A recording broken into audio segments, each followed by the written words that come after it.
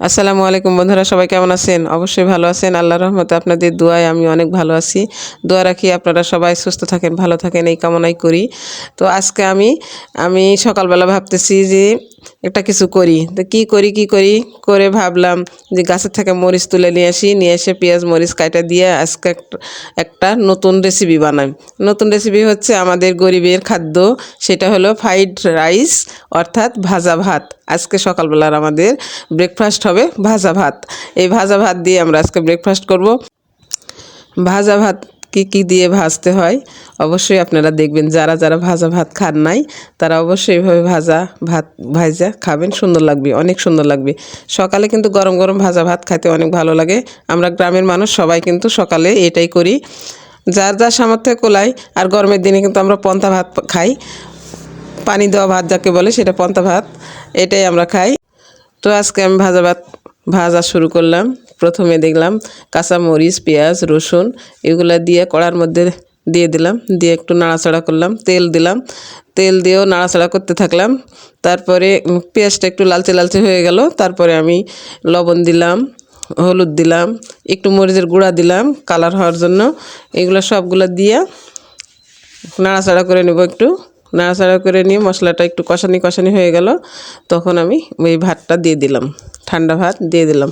ঠান্ডা ভাতটা এগুলো উল্টা পাল্টায়া ভাজতে শুরু করব। অনেকক্ষণ ধরে ভাজা ভাত কিন্তু ভাজতে হয়, ভাজলে কিন্তু ভাতটা নরম হয়ে আসে আর ভাতটা কিন্তু ঝরঝরা হয়ে যায়, তখন দেখতেও ভালো লাগে। এভাবে আমরা ভাজা ভাত করে খাই।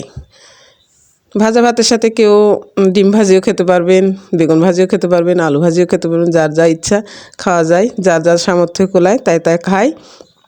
তো আমরা ভাজা ভাতের সাথে যা পাই তাই খাই, না পারলে এমনিতে ভাজা ভাতও খাই। সঙ্গে একটু কাঁচা মরিচ নেই কি পেঁয়াজ নেই, এটাও নিতে পারি, নিয়ে খাই। এভাবে আমাদের দিনকাল যায়। এই যে দেখেন আমার পরিবারের সবাই এখানে বসে আছি, এখানেই খাবো। শীতের দিন তো, সকালবেলা রোদ উঠছে একটু হালকা হালকা, এই রোদের মধ্যে বাইরে চুলা, এখানে ভাত ভাজলাম আর এখানে বসে আমরা খাবো বলে সিদ্ধান্ত নিছি। তো রাস্তার ধারে খাওয়া যায় না, তারপর আজকে আমরা এই প্রথম এই চুলায় ভাত দিয়ে এখানেই আমরা ভাত ভাজা এখানে খাবো বলে বসে আছি। দেখেন সবাই বসে আছে, এখানে ভাত খাবো। এই যে দেখেন ভাতের কালারটা কিন্তু হলুদ হয়ে আসছে, হলুদ কিন্তু বেশি দেই নাই, কিন্তু তেলের সাথে হলুদটা দিলে কালারটা এত সুন্দর হয়, দেখতে ভালো লাগে। তো এই যে ভাজা হয়ে গেছে, এখন খাবো। প্রথমে আমার স্বামীকে দিচ্ছি, তারপরে আমি নিব। এই যে দেখেন, সে আবার থালিতে খেতে পারে না, হাতের একটু সমস্যা, এই জন্যে এই গাবলায় মানে এই বলে দিলে পরে এটা ভালো করে খায়, আবার পড়ে না। এই জন্য গরম আছে, তাই আবার দেখতেছে কীভাবে কি করব। তো মাথার টুপি খুলে আবার ঠ্যাঙের মধ্যে দিয়ে দিছি, ওখানে আবার প্লেট দিছি, দিয়ে খাওয়ানোর জন্য ইয়ে করছি। যে আমার জন্য নিছি। আমরা আসলে কাঁসার থালিতে ভাত খাই, এই জন্য যে আমার মেয়ে হওয়ার পরে আমার বাবা মায়েরা কাঁসার থাল দিয়েছিল, ওই 2টা কাঁসার থাল আমি আর আমার মেয়ে খাই। এই যে দেখতেছেন গরম গরম ভাজা ভাত এখন খাবো। কালকে আমি সিম দিয়া আর এই যে পেঁয়াজের ফুলকা দিয়ে ভাজি করছিলাম, একটু ছিল, ওটাই আবার এই ভাজা ভাতের সাথে মিক্স করে আমরা খাবো। নষ্ট করব না তরকারিগুলো। তরকারিটা শীতের সময় তরকারি নষ্ট করি না, ভালোই থাকে, ফ্রিজেও রাখতে হয় না।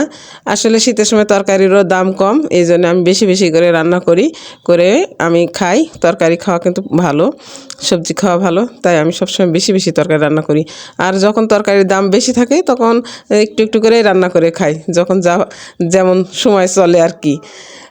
এই তো আমি খাওয়া শুরু করলাম সকালের খাবার। তো সবাই ভালো থাকবেন, সুস্থ থাকবেন। আর আমার ভিডিওটা কেমন হলো অবশ্যই দেখবেন, আর দয়া করে একটু সাবস্ক্রাইব করে দিবেন। আর যারা পেজ থেকে দেখতেছেন অবশ্যই একটা ফলো দিয়ে দেবেন। খোদা হাফেজ সবাইকে।